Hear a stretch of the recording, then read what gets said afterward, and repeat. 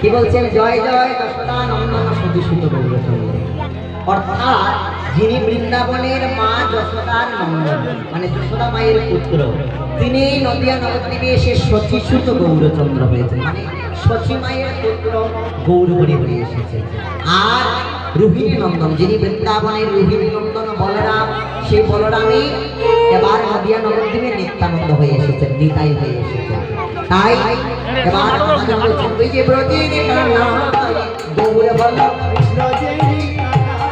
গৌর হল, ওই যে ব্রজের কানাই গৌর হল, ওই ব্রজের কানাই গৌর হল, ওই যে বৃন্দাবন চত্বরে ব্রজের কানাই গৌর হল, ওই বৃন্দাবন চত্বরে ব্রজের কানাই গৌর হল, আর ব্রজের বলাই নিতাই হল,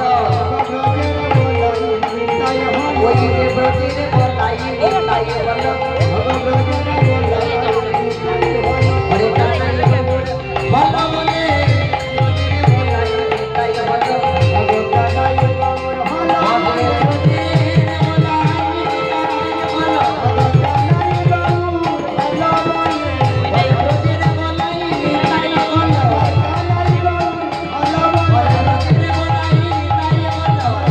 হরে ব্রজের বলাই নিতাই হল, কানাই গৌর হল বলে, ব্রজের বলাই নিতাই হল। কেন তাদের কথা বলছি? যে নিতাই আর গৌরের কথা এতক্ষণ ধরে বলবো বা বলছি, মানে নিত্যানন্দ প্রভু, গৌরাঙ্গ মহাপ্রভু, এরা কারা? বৃন্দাবনের যে কৃষ্ণ বলরাম দুটি ভাই, তারাই নদিয়া নবদ্বীপে, ওই বৃন্দাবনের কানাই বলে নদিয়া নবদ্বীপে গৌর নিতাই নাম করে এসেছে। আর বাবা ভোলানাথ এসেছেন অদ্বৈতাচার্যের রূপে, হনুমান এসেছেন মুরারি গুপ্তের নামে, সবাই নিজের রূপটা পরিবর্তন করে নাম পরিবর্তন করে এসেছে।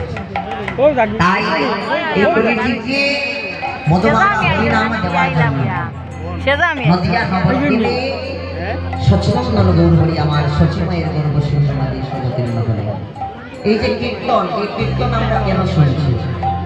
এই কীর্তন কেন শুনছি? এই কীর্তন শোনায় আমাদের কি লাভ?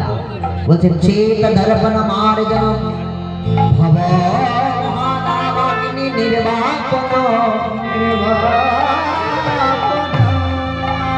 চেত দর্পণ মার্জন। এই যে কীর্তন শুনছি কেন? কীর্তন শুনলে কি হয়? এই যে চিত্ত, আমাদের যে চিত্তটা, এই চিত্তটা পরিষ্কার হয়, নির্মল হয়। চেত দর্পণ মার্জন মানে আয়নার মতো, দর্পণের মতো পরিষ্কার হয়।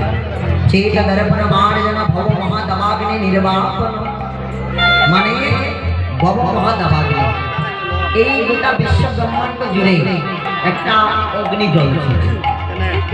অগ্নি কিসের অগ্নি? বলে সম্প্রদায় সম্প্রদায়ে লড়াই, তারপর ভাই ভাই লড়াই, সমাজে সমাজে লড়াই, বিরাট একটা আগুন জ্বলছে। কিছুদিন আগে আমাদের সনাতন ধর্মের একজন সন্ন্যাসী সত্যি শ্রী হিরণময় গোস্বামী মহারাজকে কিছু সম্প্রদায়ের লোকেরা গিয়ে অনেক হেস্তনাস্ত করেছে, অনেক আঘাত করেছে। বারবার সনাতন ধর্মে সনাতন সন্ন্যাসীদের উপর আঘাত আসছে।